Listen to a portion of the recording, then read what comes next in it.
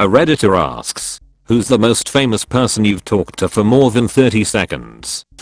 Sigourney Weaver. Just after Aliens was released on VHS, a buddy of mine and I were riding up the gondola at the mountain where we were on the ski team. She was in the singles line and we didn't know who she was until the end of the ride up when she said something. We were about 12, so we had both obviously seen Aliens, as good children of the 80s did. We were both like, Ripley? She was kind enough to repeat get away from her, you B word, for us. Wow, this one takes the cake for me. Aliens Ripley was the most badass Ripley there was. That scene where she is on an elevator to hell and she duct tapes a goddamn flamethrower to a rocket launcher / assault rifle.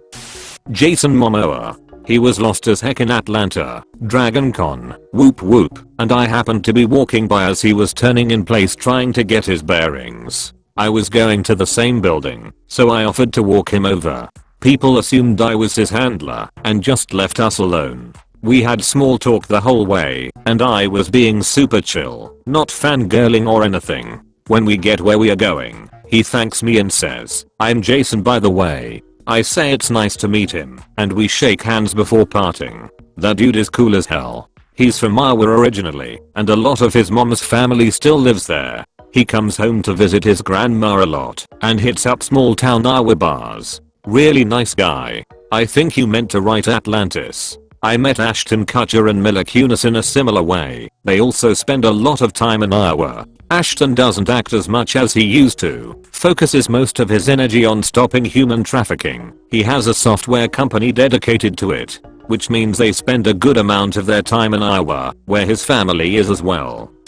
Steve Irwin in an elevator. When I was 11, he asked me where I was from and if there was any crocodiles in the pool, and I told him I went to his zoo and how cool it was. He was exactly how you think he'd be, just a really nice guy and a great dude. I also stood next to Usain Bolt for a while at the airport. I hadn't slept for over 24 hours and smelled like shit, but he was still happy to take a photo with me before we went our separate ways. God, I miss Steve. The whole world misses Steve. I once shot a movie with Spike Lee. Very low budget, independent thing with a tiny crew and tinier cast. We were together every day for a week, but he never said a word to me beyond some notes. Anyway, on the last day of filming we were coming back from lunch, and I was standing outside having a cigarette when he comes walking by. He says something like so this is where the smokers all hang, and I just kind of laugh and say yeah. He looks at my beat up sneakers and goes, what kind of shoes are those? I tell him I don't actually know, and he looks at me like I just took a dump on the sidewalk and says, you don't know? And I tell him I'd run a 5k 3 years earlier and had needed some running shoes, so I bought the cheapest ones. This dude reaches into the cargo pocket of his pants and pulls out a fat envelope. He opens the envelope and I see that it's full of Nike gift cards. Like 100 Nike gift cards. He pulls out 2, hands them to me, and says there's 2 gift cards, $75 a piece. Get yourself some new Jordans, and walks away. Man is a hardcore sneakerhead. The sneakerheads be like, or he got the Velcro. Jim Carrey and Robin Williams. They visited the St. Jude's Children's Hospital in Memphis. They both were incredibly nice and hilarious. This small kid fell on the floor and was crying and kicking his legs, so Jim Carrey, in a very expensive suit, dropped to the floor and did the same, just to stop him from crying. Robin Williams wore the nose from Patch Adams and was much more hairy than he looked in the movies. Jim Carrey dropping to the floor and kicking his legs in an expensive suit is the most Jim Carrey thing Jim Carrey could make. When Iron Man was filming, I was working for the Department of Air Force's law enforcement. I was in charge of verifying all the people working on the production. I was given a 23-page list of every name, with an Iron Man poster as a cover page. I had a Lincoln Town car pull up and handed a stack of driver's licenses. I checked them and noticed a Downey was not on the list. I looked in the vehicle and Robert Downey Jr. was staring at me like I was in shock. I said, I'm sorry sir, you're not on this list. He pointed to the Iron Man poster and said, there I am. I asked the driver to pop the trunk, giving a firm command presence and investigating demeanor. He popped it, and I asked RDJ if he had any hookers or blow in the trunk. He was super nervous and just started laughing.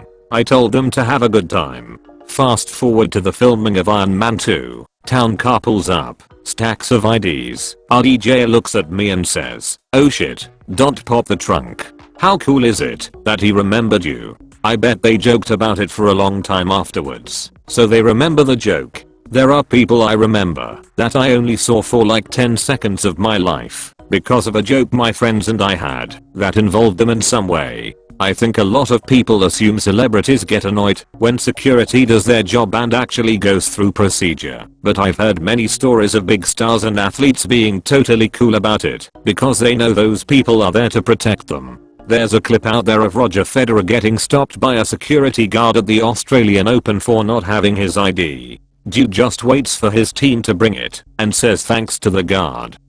Samuel L. Jackson even got to end the conversation on him calling me a mother effer. I put that on my resume. Freaking bucket list item. I was the host for the National Christmas Tree Lighting, and I volunteer with the decorations every year. A couple nearby were chatting and looking at some of them. As I was facing away at first I just kept thinking, that sounds like Woody from Toy Story. I turned around, and lo and behold it was Tom Hanks.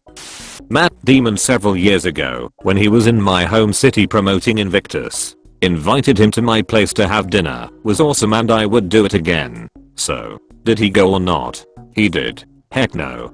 Dude just came over to a random fan's place for dinner. I feel like, if I was Matt Damon I'd be almost sure I was gonna get murdered. Did you serve him apples and then ask him how he liked them apples?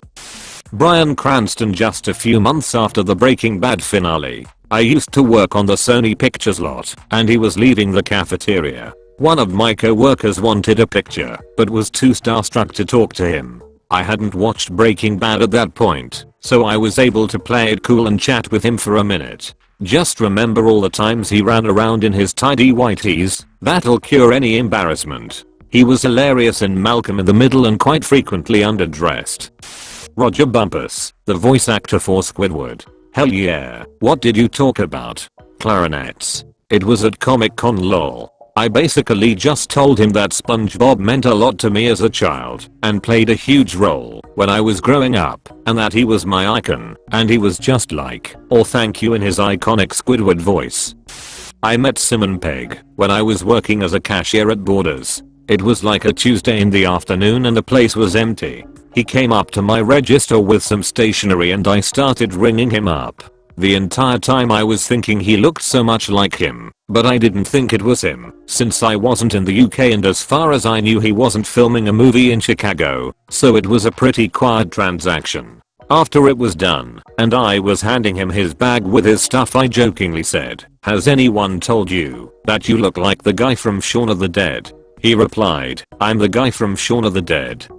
Played a round of golf with Bill Murray in St. Augustine, Florida. He has a charity tournament out there every year. I bought a signed Caddyshack poster a few years back which threw my name into a drawing to be on his team for the tournament. I didn't even know that. I just wanted the poster and figured nobody wins those type of things anyways. I got to bring a friend too. It was awesome. So cool. I imagine Bill to be one down to earth celebrity. He was a blast. Although to be honest I thought one of his brothers was even more awesome. I had met some other people that were there having working the event and got caught trying to sneak them into the after party. His brother saw the bouncer guy turning the group away and he brought us in through a side door and just shot the shit with me for about 15 minutes.